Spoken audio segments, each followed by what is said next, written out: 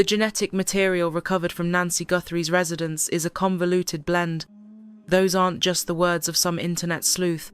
This isn't neighborhood gossip or a random forum post. This is the professional finding of a named certified forensic genealogist speaking on the record. Local news reporters who have been tracking this mystery since February officially confirm those findings. Furthermore, the Pima County Sheriff's Department has never once attempted to dispute that specific description. Multiple people, a convoluted blend. Biological traces from various individuals were found inside the home of an 84-year-old woman who vanished back in late January. For several weeks now, this community has been quietly examining a specific detail that the mainstream press is completely ignoring. It is a technical, forensic inquiry that traditional media outlets are seemingly afraid to address in such blunt terms. It is a topic the Pima County Sheriff's Department has avoided discussing with the public. Even the FBI, which is currently aiding the investigation, has refused to provide any official statement on the matter. Tonight, we are asking that question. We will be clear, direct, and specific. To understand the answer, we must first revisit the DNA evidence from the start so the entire timeline makes sense. I know you're familiar with this case. You've followed it since February. You remember the detail about the flower pots. You recall the back door, the specific pacemaker data, and the mystery of the deactivated doorbell camera. You know about the empty house next door, and the community's research into the contractors involved. We are reviewing the DNA tonight, not as a basic intro, but to build a necessary foundation for what follows. The ultimate question we're approaching depends entirely on the technicalities found within that specific forensic data. To realize why this query is so vital, you have to grasp the evidence with total precision. Absolute precision. Let's dive in. Nancy Guthrie, 84, mother of a famous TV host and resident of North Craycroft Road in Tucson, disappeared in late January 2026. That's our starting point. What occurred there, what police confirmed, and what they've kept secret is the core of this investigation. Our entire series is built upon the systematic evidence that this community has been piecing together. Nancy was last seen alive on the night of January 31st after a family dinner. She returned home, and then everything went completely silent for several days. Once her family reported her missing, the Sheriff's Department began what is now a massive, highly publicized search. Before today's update, please note this contains expert analysis, crowdsourced questions, and established facts. I will clearly identify any theories as we go along. Nothing said here constitutes a formal charge against anyone. We are looking at the validated DNA data. In February 2026, authorities confirmed that genetic samples were pulled from the interior of Nancy Guthrie's house. That was an official statement picked up by several news agencies, not just some baseless rumor. It was a formal admission. That's when expert CeCe Moore became involved in the case.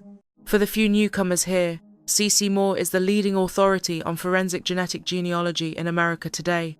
She has spent decades cracking cold cases that traditional forensic science simply couldn't solve. She regularly collaborates with law enforcement at every level, including federal investigators. Her testimony on forensic methodology has been used in trials where lives were literally hanging in the balance. She doesn't just wander into active cases or speak to the press without considering the weight of her words. CeCe Moore gave an on-the-record interview to TMZ, using her real name. Regarding the DNA found at Nancy's home, she provided a very specific characterization as the case developed. She stated that she realized the sample was a much more intricate and difficult mixture than first thought. It's a complex mixture. I need to explain the technical weight of that phrase because it isn't casual talk. In the world of forensic DNA, complex mixture is a very specific scientific classification. It refers to a sample containing DNA from 3 or more individuals. A normal, single-person profile is considered clean. A 2-person sample is a mixture, but scientists can usually separate those profiles using mathematical models. By its very definition, a complex mixture involves at least 3 different people. As you add more contributors, the difficulty of untangling those profiles and identifying individuals becomes exponentially harder. Deciphering convoluted genetic blends stands as one of the toughest hurdles in modern crime lab work. Experts must deploy high-level math models, often having to pull new samples and run the labs all over again. Sorting out individual identities often involves cross-referencing the data with a wide array of genetic benchmarks. Speed is never on the table here, particularly when anonymous shadows are lurking within the genetic code. Local news backed up the messy DNA claims, meaning the Pima County Sheriff's Department has officially copped to finding biological material. We have CeCe Moore stating for the record that we are looking at a tangled web of genetic signatures from various sources. Fox 10 out of Phoenix is singing the exact same tune regarding that evidence. That is triple verification on one detail, but listen to the silence elsewhere. The department won't say exactly how many people are in that mix. There is zero word on whether every single person involved has actually been named yet. They are keeping quiet about any leftover mystery strands that fail to link up with anyone in the system. No one has verified if these samples were shipped off for deep dive ancestral tracing. Still, seeing CeCe Moore poking around this case definitely makes you wonder what is really going on behind the scenes. These lingering gaps are the exact same burning questions that everyone in town has been screaming for weeks. Not a single official reply has dropped. Let us look back at January 31st, the final evening. We need to piece together that January night minute by minute, since the whole mystery hinges on those critical hours. It is a solid fact that Nancy Guthrie sat down for a meal with her kin. Various news sources tracked her movements to that family gathering, a story the local authorities have not tried to debunk. From everything we know, it was just a typical, routine night supper with the relatives.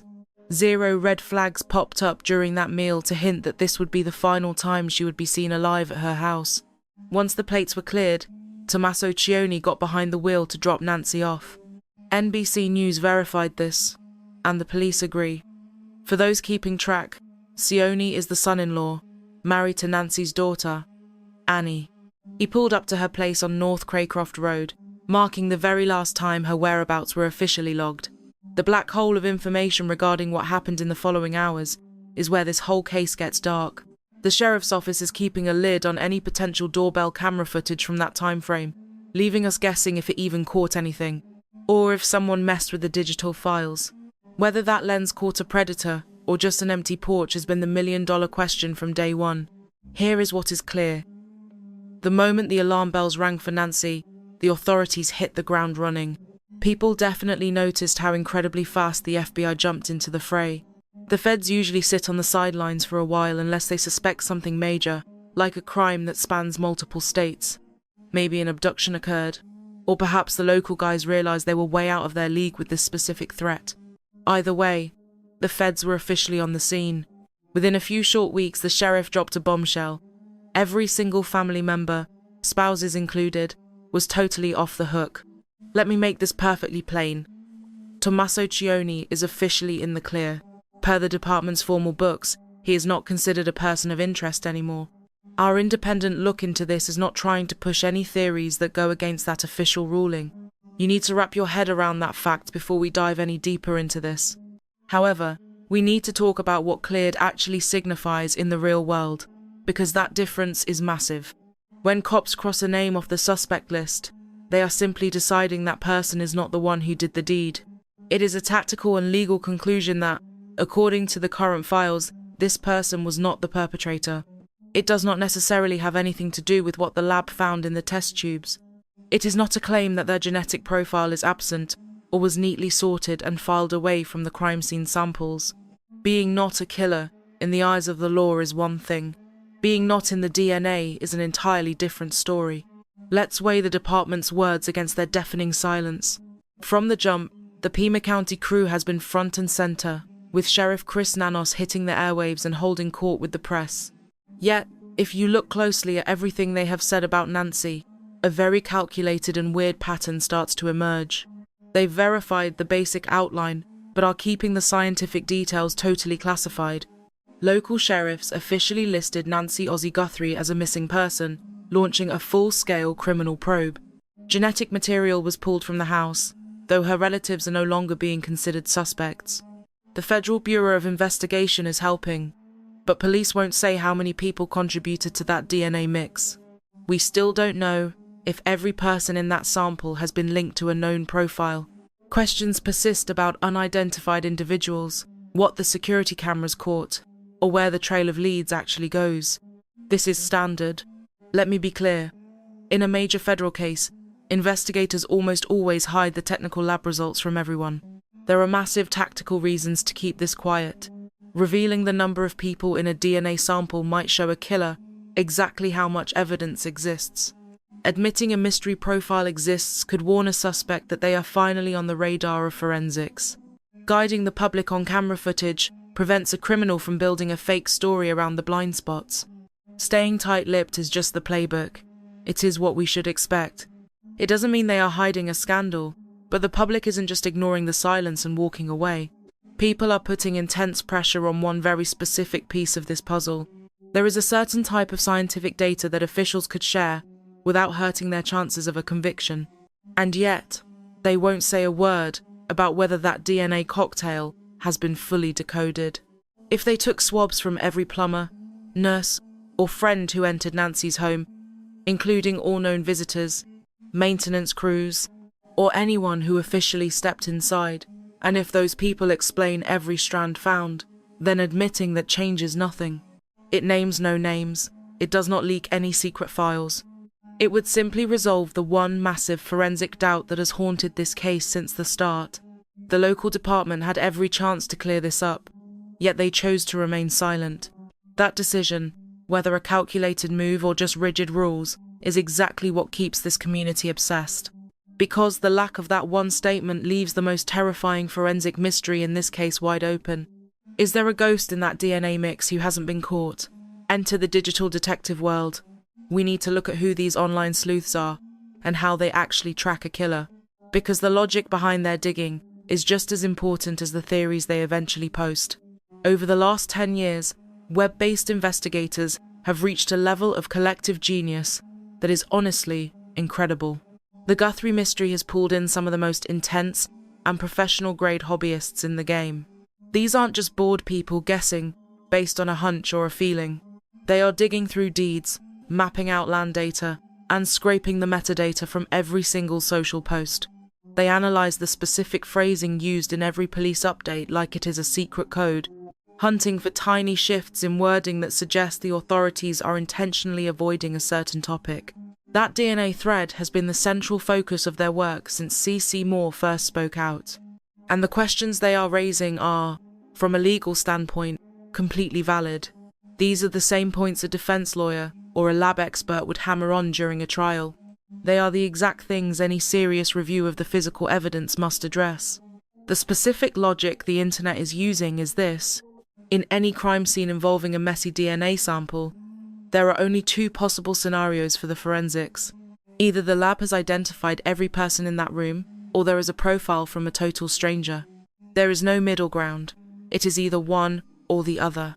If the lab work is finished and everyone is accounted for, the DNA provides no more secret leads. The hunt must then shift to things like camera footage, phone pings, witness stories, or bank movements. In that case, the genetic trail is officially over. If that genetic cocktail remains unpassed, a phantom profile becomes the most crucial biological lead on the board. It acts as physical proof of a stranger in that home. This is the exact forensic knot detectives would be straining to untie. The public is currently trapped in a complete information vacuum regarding these specifics. The authorities hold the answers, yet they choose to remain tight-lipped. Consequently, the community is dissecting every public brief, hunting for subtle clues about the forensic status or specific press conference phrasing, analysing the way they interact with the press. They watch the timing of updates to guess if they are actively hunting or just processing paperwork. These efforts yield nothing certain, primarily because the official narrative is being throttled to hide the truth. The investigation's core mystery always circles back to the DNA and the missing identity in that mixture. It is not that people are sure a ghost exists, they are just certain they haven't been told otherwise. In the world of high-stakes sleuthing, that doubt is everything. Enter CeCe Moore and the world of genetic tracking. We need to take a much harder look at CeCe Moore's connection to this mystery. She isn't just a talking head or a media personality jumping on a trending tragedy. Her specialized skills and her focus on the Nancy Guthrie files suggest a massive underlying implication. This field of forensic genealogy actually grew out of the massive market for home DNA kits. The concept is straightforward: identifying a nameless biological signature. When traditional databases like CODIS fail, you can often unmask a suspect by scouring consumer registries for their relatives. If even a distant cousin uploaded their data to a site like GED Match or Family Tree DNA, and if a researcher can successfully flag that familial connection, they can reverse engineer a family tree to pinpoint the mystery individual. This specific strategy famously ended the hunt for the Golden State Killer in 2018. Joseph James DeAngelo was a ghost in police systems, but his extended family had shared their DNA online. Moore and her associates mapped out the entire lineage. They narrowed the search to a few local candidates before police verified the match with a standard test. A case frozen for over 40 years was finally solved. Now, this technique is a standard investigative weapon. This tool is most effective when the usual forensic searches come up completely empty, when the killer has no record and simply cannot be found through any ordinary police methods. When CeCe Moore publicly discussed the Guthrie DNA as a complex mixture, she was sending a very specific signal. She is fully aware of the heavy subtext behind that description. She knows that making public remarks about an active federal probe carries immense weight. The big question everyone is asking is, why is she speaking out so early in the game? What does her interest reveal about the true state of the physical evidence? While there is no official confirmation, this advanced genealogy fits the exact scenario many fear is happening. A nameless contributor in the blend who is missing from criminal files and requires sophisticated mapping to be identified. The Bureau has these tools at their disposal and has been on the ground since the start. Moore is now very publicly dissecting the forensic details. Whether these factors are linked remains a mystery, as does the progress of identifying that unknown DNA. Yet when you look at these three facts together, the connection seems almost undeniable: federal secrecy and the mystery of the second recording device. The Bureau's presence is a known fact, but their specific reason for joining the hunt remains a mystery. Law enforcement admitted they were involved, yet the legal trigger for federal intervention is being kept secret. Normally, a missing person case is strictly a local or state matter. The FBI typically avoids these cases unless there is a clear violation of federal law. The standard triggers include evidence of interstate transport, or a kidnapping involving ransom demands, links to professional crime syndicates, or risks deemed too heavy for city police to handle alone. Feds joining the hunt early on really caught everyone's attention. It hints that investigators knew right away this wasn't just someone wandering off or some small-time local trouble. Besides the Bureau stepping in, folks are obsessing over the security tapes, trying to figure out exactly what those lenses caught on the property back then. Authorities admit they've combed through the videos, yet they're keeping the actual visuals strictly under wraps. Local rumors have started swirling. Lone Wolf reports that big networks won't touch yet, claim the feds saw a secret second angle that they haven't breathed a word about. Take this as unofficial sleuthing by the public for now. Cops and big news sites haven't backed it up, but the internet is definitely keeping an eye on it. Here's a solid bet: if the tapes were empty, the police would have just told us it was a dead end. Maybe not every detail, but at least a broad update. Their refusal to talk about the recording suggests it's major evidence, something too sensitive for the public to see right now. It's the same story with the genetic samples and the video files. They admit they have the goods, then go totally silent on the details. This calculated secrecy feels intentional, leading people to believe both the DNA and the tapes are absolute bombshells.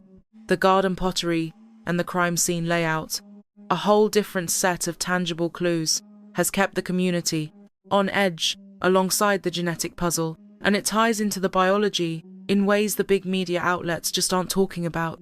Everyone following this case knows the deal with that planter. The Pima County Sheriff's Office verified they pulled genetic material from the house. Look, the bottom line is they found a match, and it definitely did not belong to Nancy Guthrie. They're still grinding away with the technicians to solve that piece of the puzzle, but precisely where that sample was found inside those walls remains a closely guarded secret. Amateur detectives studying the reports noticed that specific spots on the grounds, especially around the doors and windows, got hit hard by the forensics team during their deep dive. The exact coordinates of a biological trace mean everything. It's not just about what was left behind, but where it sat, how much there was, and how it fits into the home's layout. Traces on a back door tell a much darker story than something found on a living room rug. Samples discovered in a spot where someone has no business being is a huge red flag compared to common areas where the whole family hangs out. Sleuths are overlaying the crime scene notes onto the blueprints of Nancy's place. That project is still in progress, raising serious doubts about exactly where those tangled DNA samples were clustered. These theories are coming straight from the grassroots researchers. Police and news anchors haven't touched this yet, so consider this purely speculative for now. Make no mistake, the cops don't throw this kind of firepower at just any case.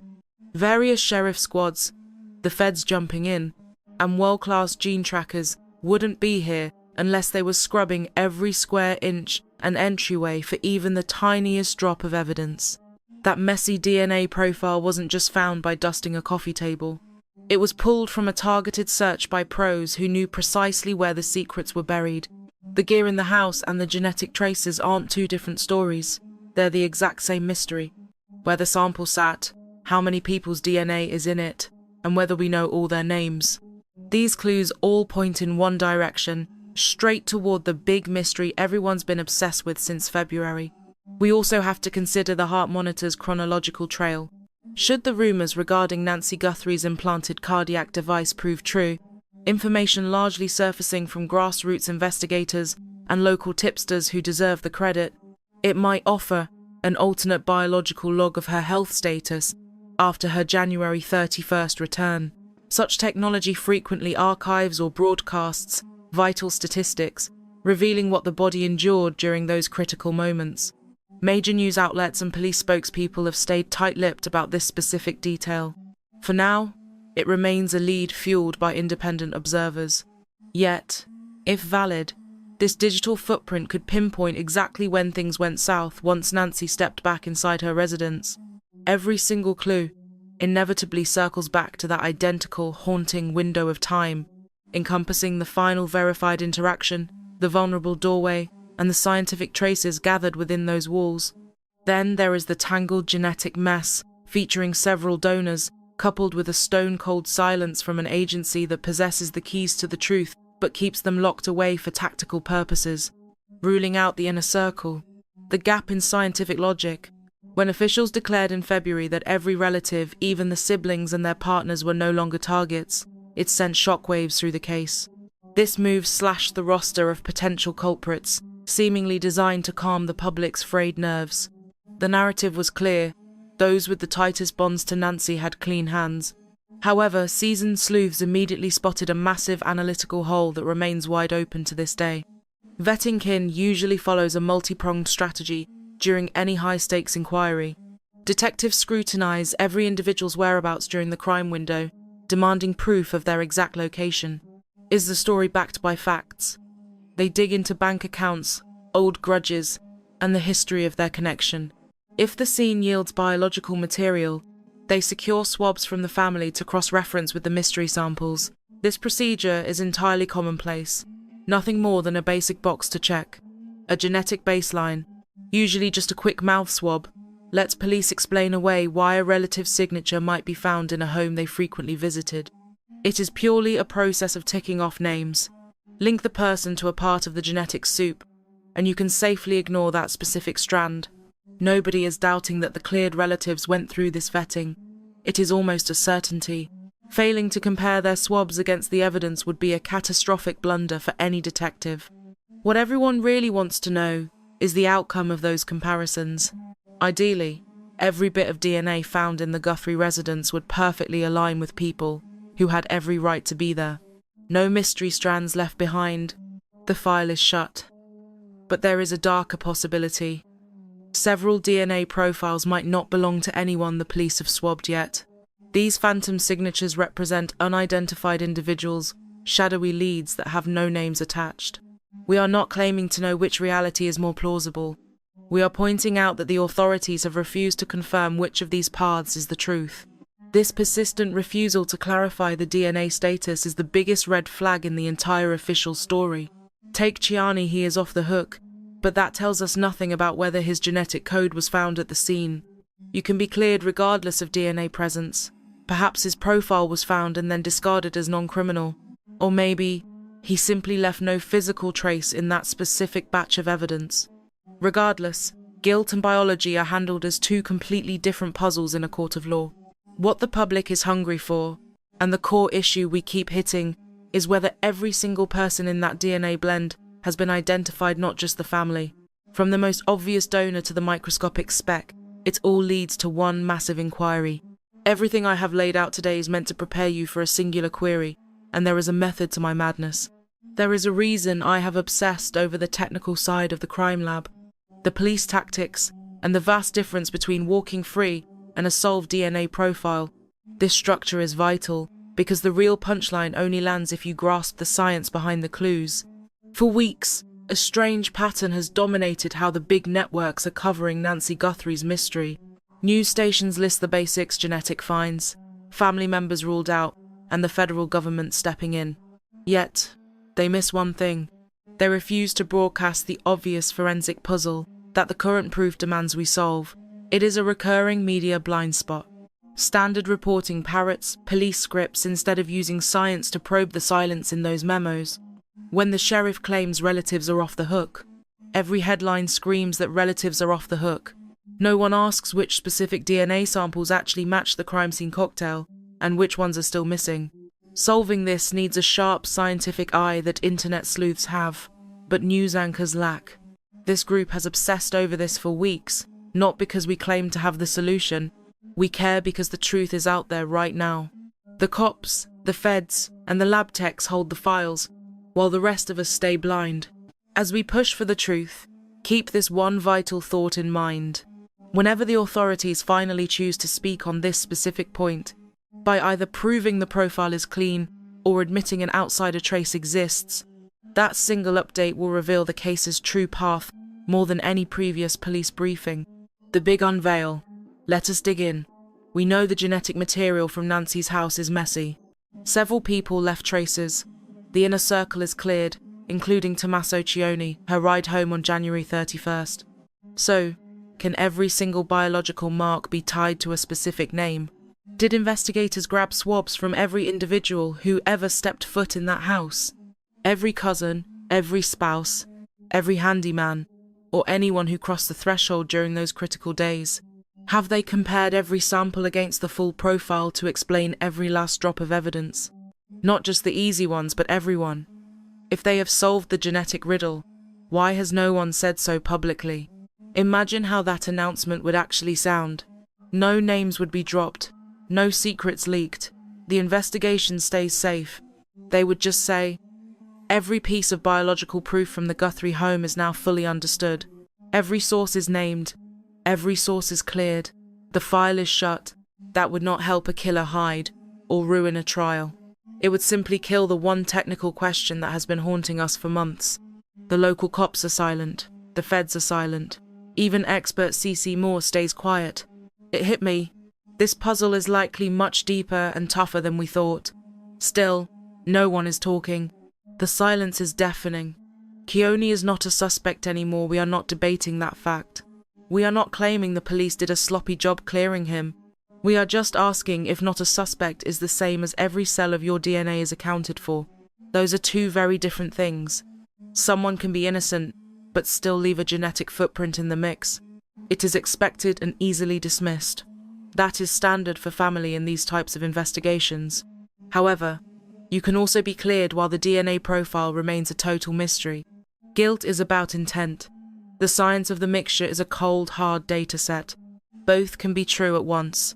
What we need to know is if any part of that genetic soup belongs to a phantom contributor, a complete stranger, someone with no business being in Nancy's house. If that person exists, they are the case. These traces take center stage. Identifying them is the one move that breaks this whole mystery. That is exactly why high-tech genealogy and specialists like CeCe Moore are vital to the file now. But if there is no shadow figure, if every bit of biology belongs to known people, then the genetic trail has effectively reached a dead end, forcing the probe to rely on entirely different evidence. We are talking about camera footage, phone pings, bank moves, and statements taken since February. This town has no idea which version of the truth is actually happening. The police know, and that massive wall between their secrets and our knowledge is why everyone is watching. We will let you judge that secrecy for yourselves. The discussion boards are open. Our viewers have been incredibly sharp, catching vital clues that major news outlets completely overlooked. You have used logic to bridge the very gaps that professional reporters just walked right past. Don't stop. Here is the bottom line. Nancy Guthrie is gone, and her kin are still waiting. This remains an active hunt. The DNA is confirmed messy, involves multiple people, and is still unsolved. The real puzzle is whether every single person in that sample has been named. That is the one question the big networks avoid, but it is the one this group won't drop. We are going to keep demanding an answer until we finally get one. If you know anything about Nancy Guthrie's vanishing, the Pima County Sheriff wants to hear from you. Please reach out. Spread this around. Our next update focuses on who had keys to the house. We are looking at the laborers and help who were there before she vanished. Using your findings, we are far from finished with this story. This production is created strictly for reporting and investigative analysis. All rumors and crowdsourced claims were explicitly flagged as such during the broadcast. No person mentioned here has been formally charged in the disappearance of Nancy Guthrie. Every individual is considered innocent under the laws of the United States. The details provided come only from police briefings, verified news, and statements from vetted experts. The Pima County Sheriff's Hotline is still taking tips. If you have clues about Nancy Guthrie, follow the link provided in the bio. This platform does not replace or interfere with the official police inquiry. We stick to the facts, label the theories, and shine a light on questions that the government records fail to address.